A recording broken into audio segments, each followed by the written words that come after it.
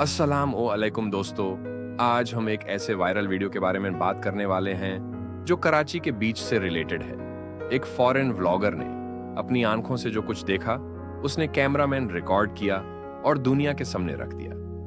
Vlogger ने कहा कि कराची का बीच इतना भीड़ भरा और गंदा है कि वहां नंगे पैर चलना भी खतरनाक हो सकता है। कचरे के ढेर, प्लास्टिक बॉटल्स और रैपर्स हर जगह बिखरे हुए नजर आते हैं।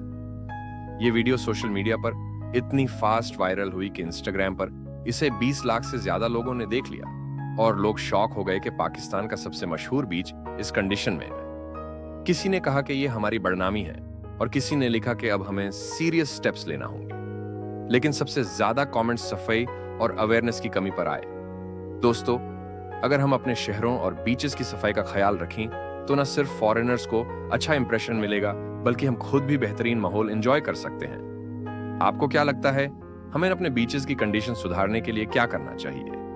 अपनी राय कमेंट्स में जरूर शेयर करें। अगर वीडियो पसंद आए तो लाइक और सब्सक्राइब करना ना भूलिएगा।